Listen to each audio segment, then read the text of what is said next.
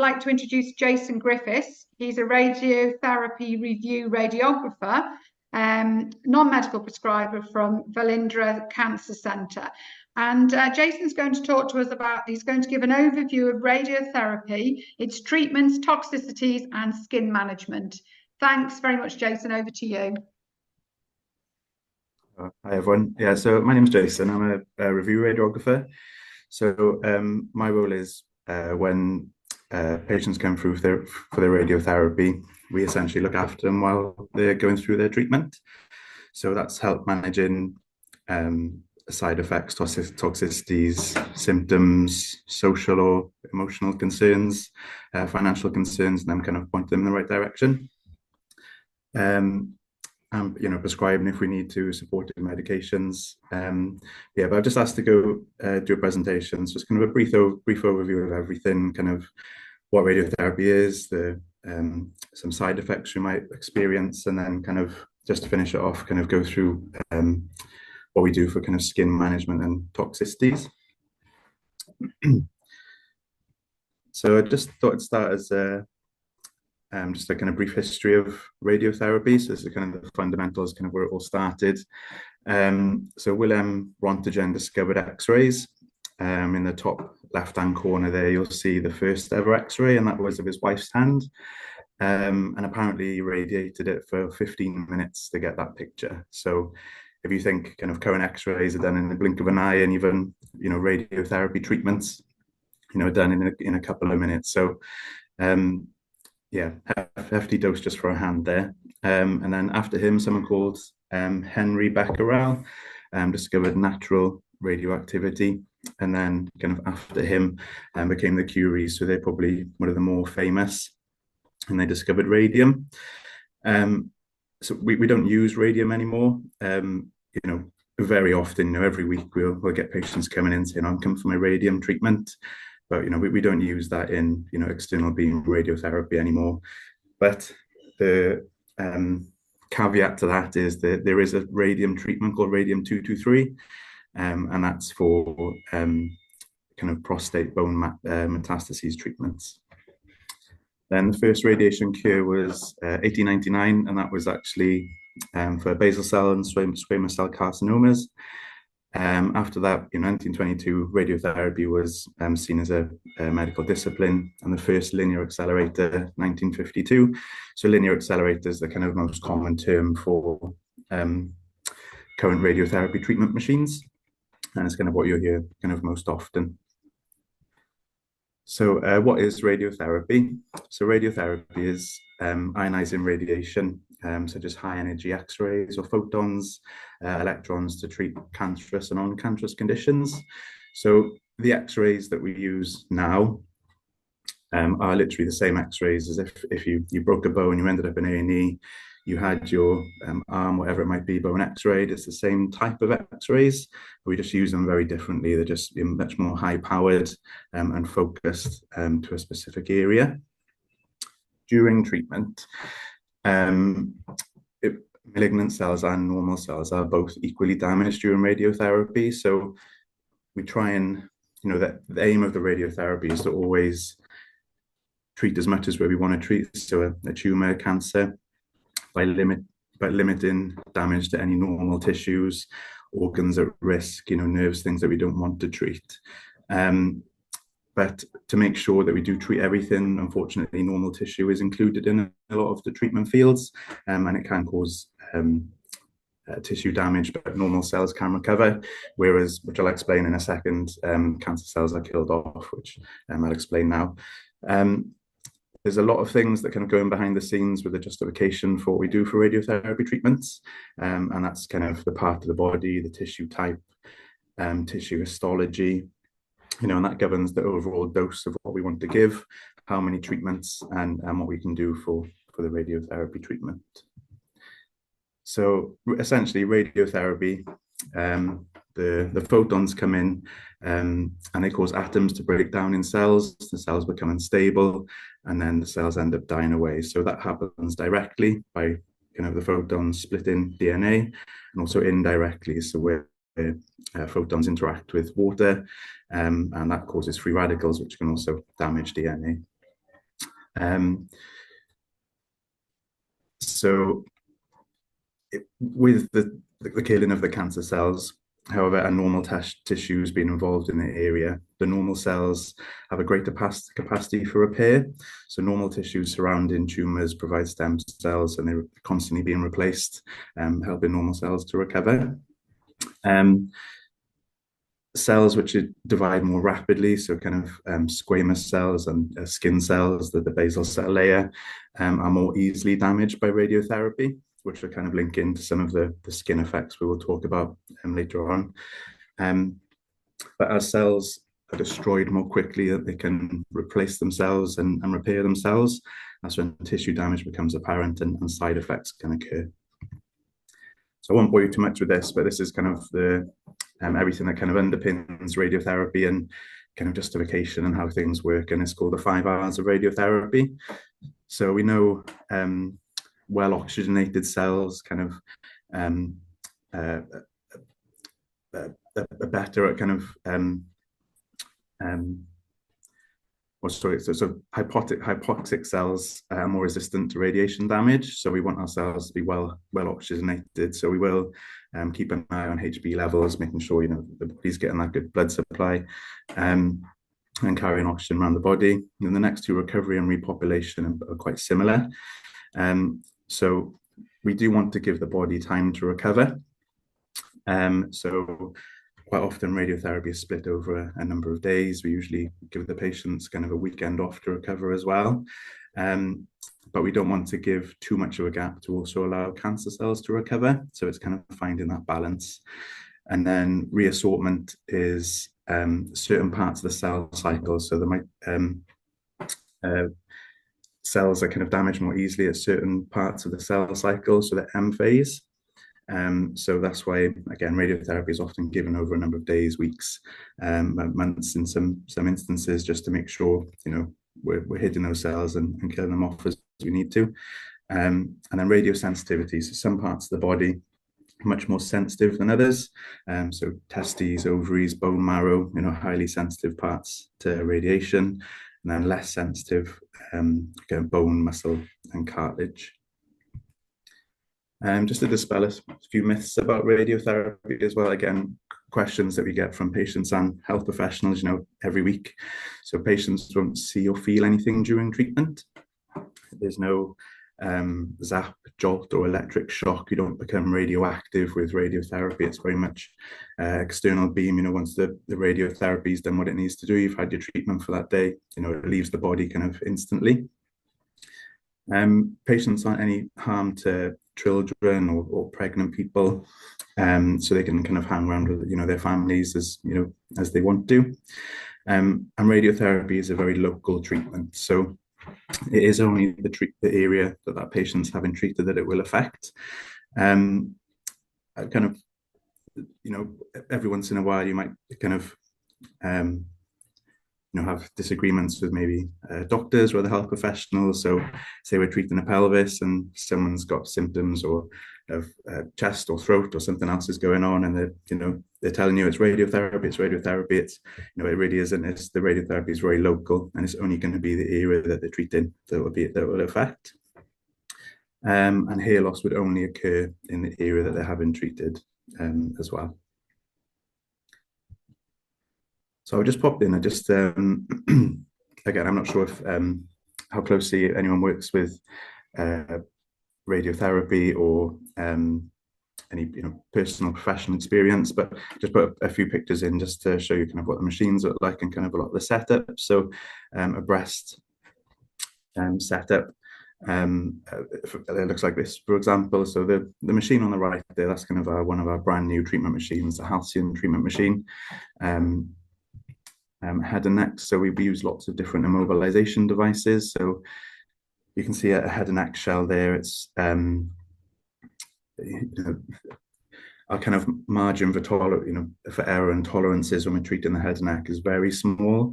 So we want to make sure we can keep the patient as still as possible. We don't want to be in pain or discomfort, but we do need the shell to be quite tight just to make sure we're treating exactly where we want to. So a lot of our tolerances in some instances, when we treat in very, very small areas, we might only have a tolerance of kind of 0.5 millimeter, something like that. And that's down to kind of the increased imaging that we can do. Images and everything that we can take during treatment is so much better now. So pelvis treatment. So again, you can see some different immobilization devices on the bed there, just to keep the patient as still as possible. And a wing board there, so patients having their chest treated, so lung, esophagus, will often have their arms up out of the way, just so it makes kind of planning and delivering the treatment much easier, so you don't have to kind of avoid arms and affect any kind of planning or anything like that. So radiotherapy side effects.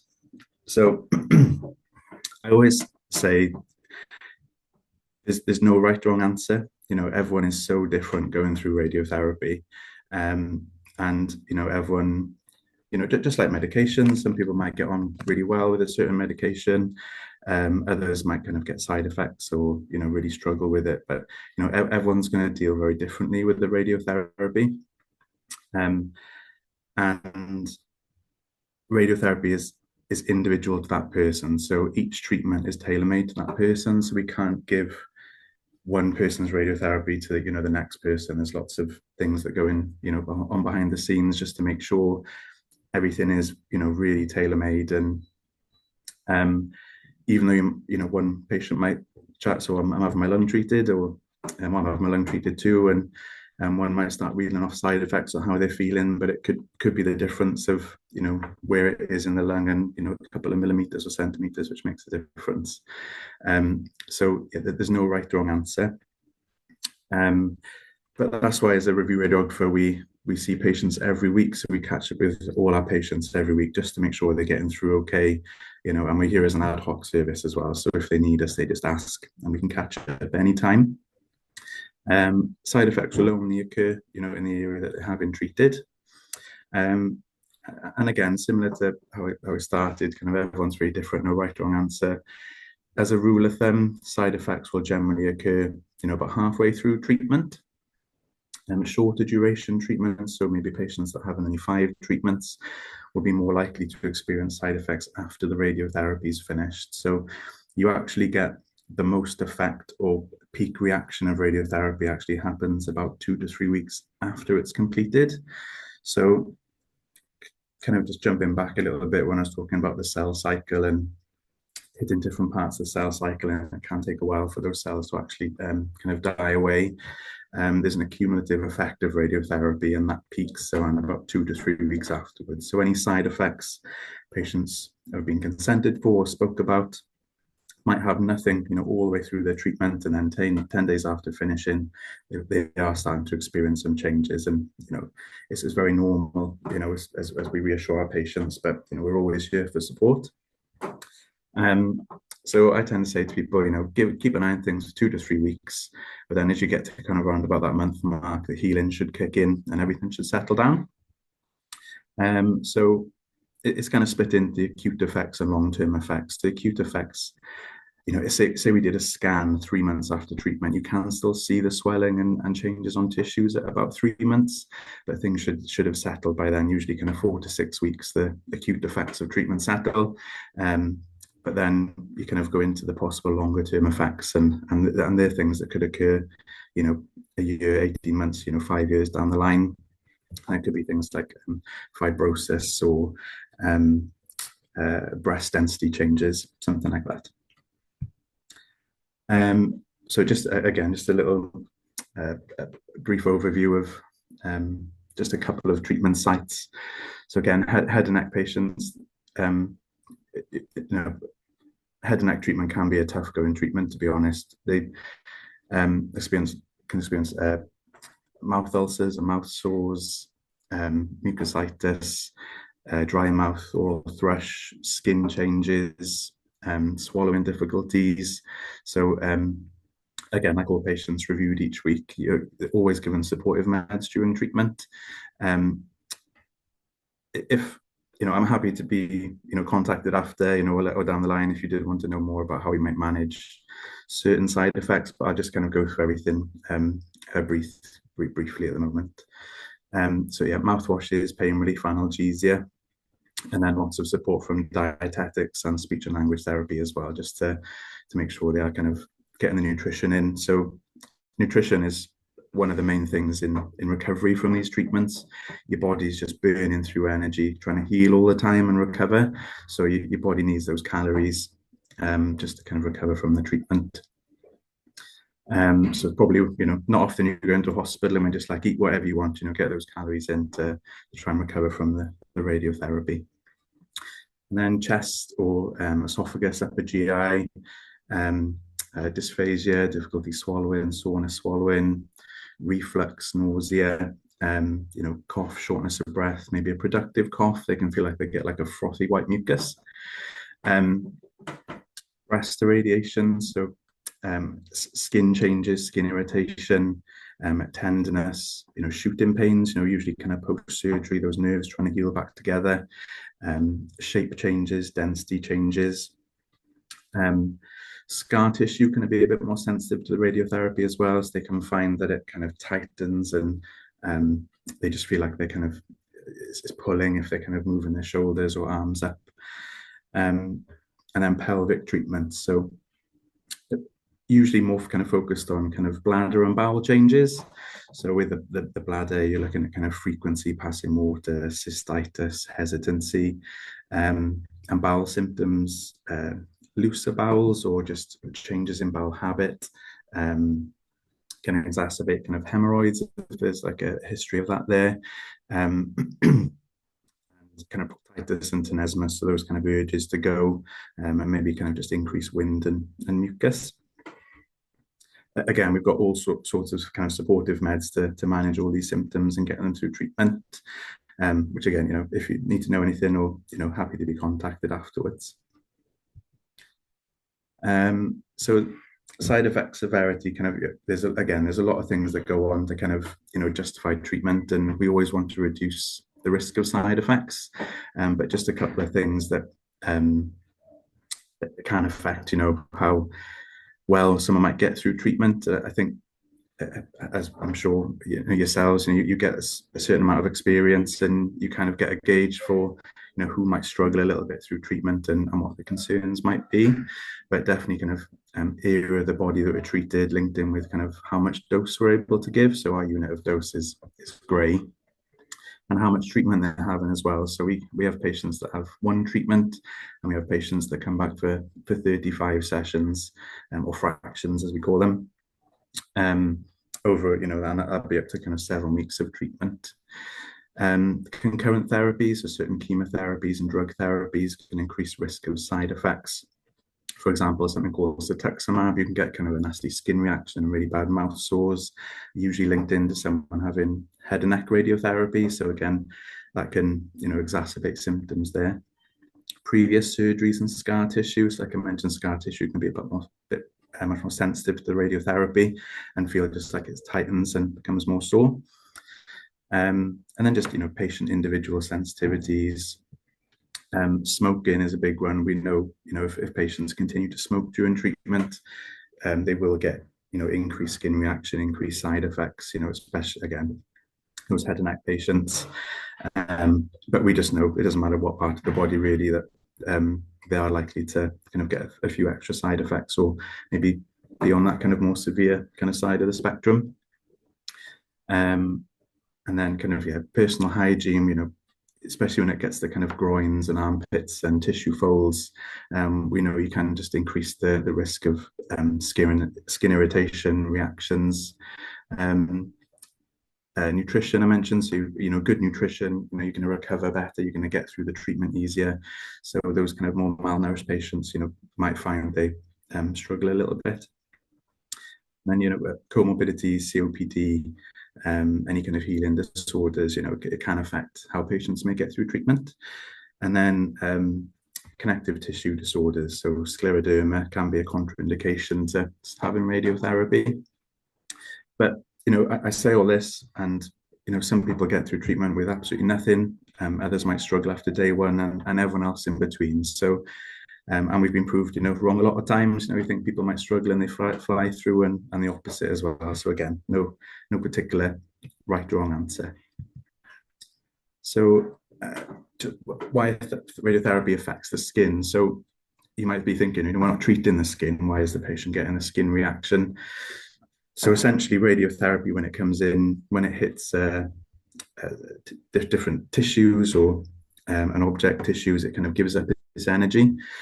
So to get where we need to treat, it will pass through tissue, and the closer the area that we need to treat, so anus, vulva, breast, where we,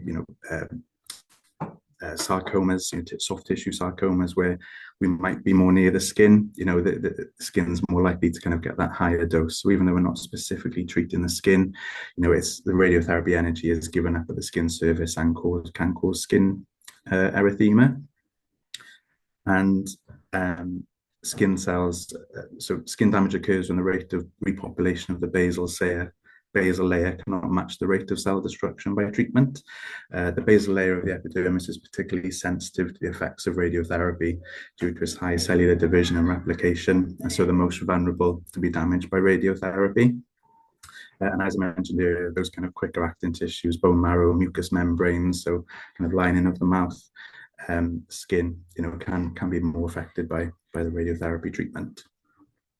But treatments are, come along so much, and we are able to avoid tissues and skin and organs much easier nowadays. Even in only the last 5 years, our treatments have kind of jumped on so far, and we're able to kind of deliver treatments in so many different ways now. So just moving on to kind of the skincare there. So this is kind of Society of Radiographers is kind of like a kind of union, so to speak, our society, and they've kind of got their own, developed kind of guidelines on how to kind of manage skin radiation dermatitis during treatment. It's quite a hefty document. There's quite a lot of information in there, but this is kind of what skincare kind of comes back to, and where the basis, and it has changed over the years, but this is the most recent document. So skin reactions during radiotherapy, just kind of the aim of skincare, really. So we're kind of unable to prevent the skin reaction. Sometimes it can be unavoidable, but we can manage it. But there's actually no real definitive outcome for skincare. What's the best product, what we should be using. There's way too many variables, too many products. Big trials might be sponsored by a product. I was, looking at this presentation, I saw a trial from last year, 2023, which, had the same outcome. There's no real, best skincare. Every hospital formulary is going to be slightly different. So I know us in Cardiff, we use slightly different to Swansea. That's not to say we're doing the wrong thing. It's just kind of what the hospital formularies are. And patient preference as well. So patients might have creams that they've got on with for years. I think is great. Obviously, need to be mindful that it isn't something weird and wonderful, but patients are going to talk to other patients as well, and what they got on better with, and that's fine. Staff experience, what they've seen before, but ultimately the SOR guidance there, it basically says for patients to they can start treatment with just their normal skincare routine if they've got one. If they haven't, we can offer a simple emollient which they can start with, and then as they get through treatment, if they develop skin reactions, then we can jump in and offer something different. But ultimately, yeah, they can do their normal routine to start with treatment. We will always try and alleviate symptoms and provide comforts, whether that's jumping in with different creams or dressings or pain relief, and then just kind of keeping good skincare. So keeping the area clean, keeping well hydrated, moisturizing, nutrition as well, trying to kind of minimize trauma, friction, irritation to the area if we can. Again, that hygiene there, trying to prevent any areas of infection, especially kind of skin folds and groins. And then simple measures. So just kind of avoiding kind of getting sunburnt or wearing particular clothes. If they're quite tight, I might rub the area. Trying to avoid maybe looser clothing. And kind of just, yeah, if you're having a wash, don't use kind of extremes of temperature. If you're kind of drying yourself, just kind of, dry gently with a soft towel, and yeah, staying well moisturized. In radiotherapy, we use the universal toxicity tool to help just grade and manage skin reactions. So it's called the Radiation Therapy Oncology Group, on a scale of 0 to 4. Again, I'm sure you guys use different toxicity tools, but it just helps to keep everything universal, ease of use, and we can always kind of refer back to it if we needed to research, and just to compare easily more compared across patient groups.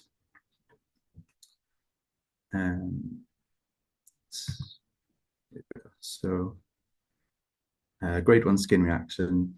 So grade 0 is obviously nothing, and then grade 1 faint or dull erythema. So we'd advise, and again, I'm sure a lot of you already know how to do a lot of this, but I just go through it. It's again, just keeping well moisturized. We can, in Velindre, we give out an epiderm if patients haven't got anything, but kind of starting off with emollient epiderm E45, Aveeno cream. Occasionally everyone's skin is different. Some people can get more like a prickly heat rash, others more like a sunburn. But if there is small areas of itchy skin, we can use a 1% hydrocortisone. Personally, I don't give it out that often, but we advise using it very sparingly, or again, or maybe like an oat-based cream, Aveeno, antihistamine if itchiness is a problem. And then pain relief is required, and we just go through kind of the WHO pain ladder. So grade 2, tender or bright erythema, dry desquamation. So again, it depends how well a patient's tolerating the current moisturizer they're using. If they're getting on really well with it, it's fine to kind of carry on with the more, again, the epiderm, the E45. But if they find it is a bit more brisk, it's a bit more tender, we can move on to kind of those thicker moisturizers. Again, on our formulary, we use unguentum, but there's Flamagel RT as well. To show it's double base, quite thick. Anything like that, just a thicker moisturizer, something that can be a bit more of a barrier, and just kind of use as often as they need to during the treatment. The only thing is we don't want a thick layer of cream on the skin, coming for radiotherapy. So as long as it's absorbed in or putting on after the radiotherapy is preferential. Anything extra on the skin, like a layer of cream or thickness, can increase the dose to the skin, so it creates like an artificial bolus, which we don't want. So we want the cream to be nicely absorbed in. And again, pain relief, the whole pain ladder, antihistamine if needed. But again, it's kind of working with the patient to see what they're tolerating at the moment. Grade 2B, so more that kind of patchy moist desquamation. Again, we go with a kind of moist wound healing. So if the patient's tolerating a thicker moisturizer well, and it's something they want to carry on with or they're using, that's fine. We go with, again, unguentum or Flamagel or anything thicker. But if it is more areas of moist desquamation and getting a bit more wet or sloughy, we can move on to the kind of those hydrogels. So intrasite gel is what we've got here, Kerolite Cool, or maybe the foam dressings like Polymem or Relieving. When using dressings, we just need to be a little bit more mindful of where, if there's any adhesives, so tapes or anything like that, because even though the area that you're looking at might be broken, the area of treatment could be a little bit bigger and there might not be much of a skin reaction there. And we don't want to be kind of using sticky tapes or adhesives on the treatment area, because it could be an area that could still become sore even though it hasn't yet. So it's just being mindful when it comes to dressings. And again, pain relief, antihistamine. So all the skincare is really good, and but it is kind of only topical, and quite often the tissue is much deeper, are more sore, so it is jumping in with analgesia just to make reduce any pain and make the patient as comfortable as possible. And then grade 3, so kind of more moist desquamation, again, we'll be using those hydrogels, intrasite kerolite, the foam dressings, polymemylevin, and again, just be mindful with anything adhesive. You know, there might be this point where, depending on where the treatment is, we might be jumping in advice with Trudy with Velindre. So things like groins, axillas, vulvas, anus. You know, if their skin starts breaking down, it's sometimes difficult to manage with just the gels, you know, and getting dressings in there. So kind of getting that advice from the tissue nurses. Local anesthetic sometimes, like a lidocaine or instiller gel. But again, we'd work with Trudy and the teams just to make sure we're not making things feel any worse. And again, pain relief, definitely at this stage, you know, we're looking at making sure we're optimizing pain relief. And then grade 4, I can't say I've ever seen a grade 4 kind of ulceration bleeding necrosis. It's very unusual, especially with increased techniques, you know, in the last 10 years. Probably if someone's skin reaction is getting to this point, we would have stopped the radiotherapy treatment because it's, you know, it is, you know, way too sore. Similarly, it could be a nature of what's going on, you know, fungating tumors or infection. But at that point, you know, we'll definitely be, you know, calling on tissue viability nurses or consultant team to see what's happening. Sites at increased risk of skin reaction. So anus, vulva, vagina, you know, those patients starting, we know they're going to get sore if they're, you know, for radical treatment, they're usually delivered over kind of 5 to 6 weeks. Axilla, groin, perineum, under the breast, so the inframammary fold tends to be a common area to get a bit more sore. And then, you know, the head and neck patients, you know, they receive a high dose during treatment and their skin can get quite sore. And then anything, you know, with a gap, so behind the ears, skin folds, surgery sites, you know, under the abdomen. And yeah, any area kind of increased risk of kind of skin contact, frictions, sweating, you know, we know that they can get a bit more sore there. Post radiotherapy. So again, each department will probably do things slightly differently, but here we've kind of got open access to support. So we've got the radiotherapy review teams. So we see them weekly during treatment. We offer advice and prescriptions and creams as we need to. But after radiotherapy, yeah, if they're not sure how to manage things, they can just ring us. We can catch up with them anytime. And just making sure the patient's got that awareness of side effects can continue. Things might get a bit worse for a couple of weeks. Yeah, just to contact us if there's any concerns. Any advice that they've been given, we want them to carry on until everything settles down, or it might be, you know, depending on the severity, we're linking in with a tissue viability nurse to, you know, whether they need district nurse referrals, they need help with dressings, or, you know, back to the primary teams, and ensuring they've got a follow-up in place to make sure everything's okay. Longer term effects of radiotherapy to the skin. So I put RT recall reaction there. It's really rare. I think I've only ever seen it once. And it's literally when radiotherapy settles down and a couple of months later, they get this bright erythema in exactly the treatment area. It happens. They're going to be more sensitive to the sun for, you know, about a year after treatment, so it's using that factor 50 and, you know, and keeping an eye on the skin. Risk of telangiectasia, and then changes in pigmentation because of radiation on the melanocytes. So I've just sort of popped a picture in there so that it kind of look a little bit similar like that, almost like a sunburn, and it'll be kind of quite a defined area of where the radiotherapy has been. Decreased tissue flexibility, affecting range of motion and tissue strength, especially in scar tissue, risk of lymphedema, and, you know, possible impaired wound healing in the treated area, especially if people are coming back for retreatment for any reason. And then, yeah, just to conclude a little bit. So there's very few, you know, definitive recommendations in respect to, you know, what the optimum management is for radiotherapy skin reactions. You can't prevent the skin reaction, but you can manage the symptoms with, you know, creams, analgesia, and advice. You know, we go with moist wound healing, so moisturizing, skin hydration, keeping the area clean, and then, you know, if we can always refer back to Society of Radiographer guidelines, and, you know, just linking in with other health professionals as well. such as tissue viability if needed. But like I said, it's a brief overview of everything. I'm happy to be contacted if there's anything, anything extra you wanted to know, or anything I've missed. But any questions, and happy for any feedback as well. I've never done anything like this before, so feedback is welcome if needed.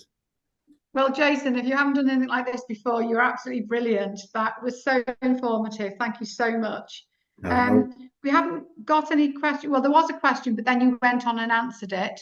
It was around GI side effects.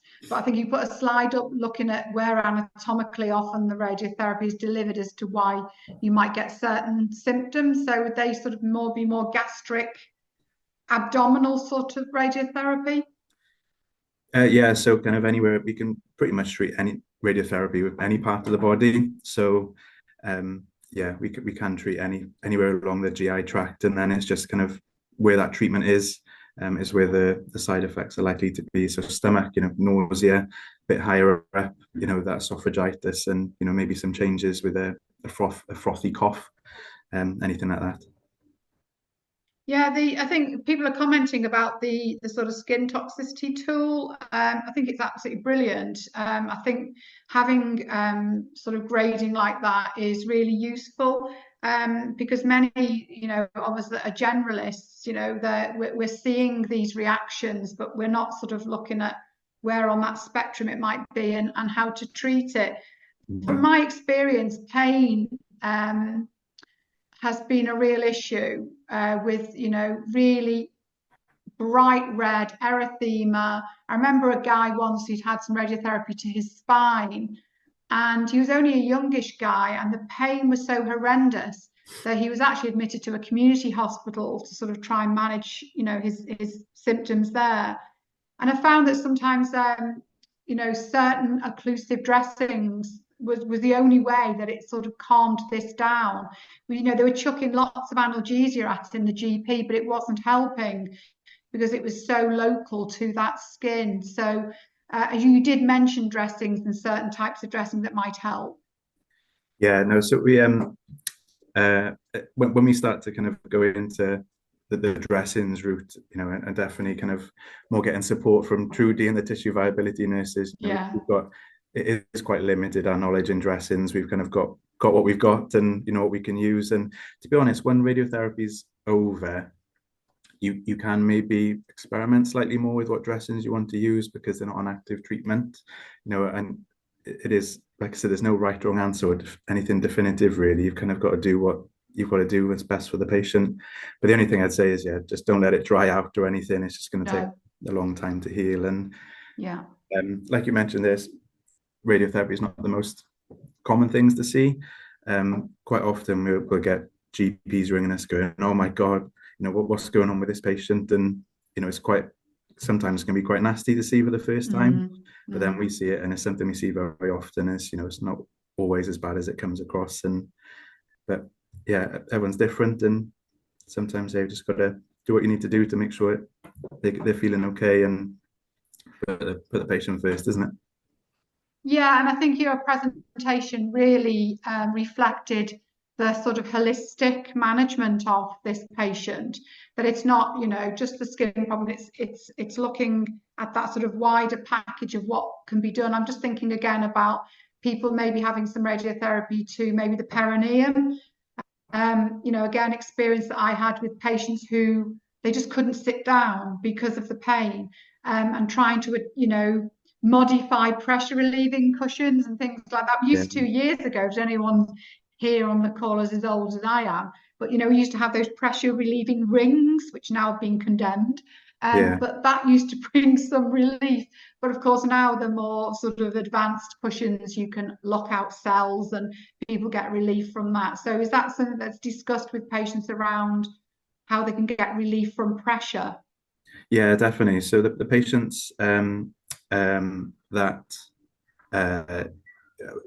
vulva, anus, colorectal, those patients coming through, and we link in with our occupational therapy team, and they do cushion assessments. So yeah, and any patients that have got seating issues, we link in with our OTs, and they can usually see the patient within about a week, and then offer, like you said, the more fancy cushions and everything they've got now to help with seating there. Absolutely. Faye mentions around people with chronic non-healing wounds that might be in the area of radiotherapy that they find difficult to heal. You know, I agree with that, Faye, but there's also wounds I find that aren't in the area of radiotherapy, but are non-healing. And I suppose because, as you said, Jason, you know, it's about you know, the body's reaction to that therapy, and maybe that body's resources are being targeted there rather than in wound healing. Yeah, unfortunately, we don't always see the post-treatment things that happens that often. It often goes back to the primary teams and the nurse specialists. But sometimes, you know, we want to make sure post-surgery and wounds grafts are well healed before starting treatment. Occasionally, it runs on too long, and we have to start the radiotherapy, and we just know that any kind of wound that's open starting radiotherapy is going to take longer to heal. So we manage it as we can on treatment, but usually, often than not, these patients that have already got open wounds or post-surgery kind of healing issues have already got that tissue viability nurse or that support there. So we're kind of linking with those as much as we can. Even kind of, you know, the tiny lumpectomy scars, you know, not tiny scars, but like one of the ends maybe not quite healed. You know, we want to make sure even that's kind of well healed before starting treatment. It might be only kind of 5 mils or so, but we want to make sure that's all closed up just to reduce the risk, really. Just a couple of comments about what products sometimes people are using that have helped, which is really useful in the chat here if everyone wants to have a little look. Someone's saying that sometimes they have to return to the hospital for dressing changes because sometimes community nurses, practice nurses struggle to manage. I suppose it's that weighing up, and this is where, you know, I think, you know, people like Trudy would come in, but it's about what you avoid putting dressings on. It's a bit like, you know, moisture associated skin damage. Sometimes, you know, we say try and avoid dressings because that can lead to further complications. It's looking at the best products where maybe you don't need to use dressings, isn't it? Yeah, that's right. And it's again, it's going to depend on the area of the body as well, and you know, and what works best for the patient. And if a patient's maybe happy just staying at home to recover and doesn't want to get out and about, you know, certain dressings or creams might be better. But if they want to get out, so it's kind of taking things like that into consideration as well. But yeah, dressings are fine, but they'll have to come off for treatment. So it's taking that into consideration as well, that you're just not getting that adhesive tape on and off skin. So yeah, a few things just to be mindful of really when it comes to dressings or creams, and just what works better for what the skin reaction looks like and for the patient as well. Brilliant. Well, we're going to draw that to a close now. Really informative. You did brilliantly. So thank you so much.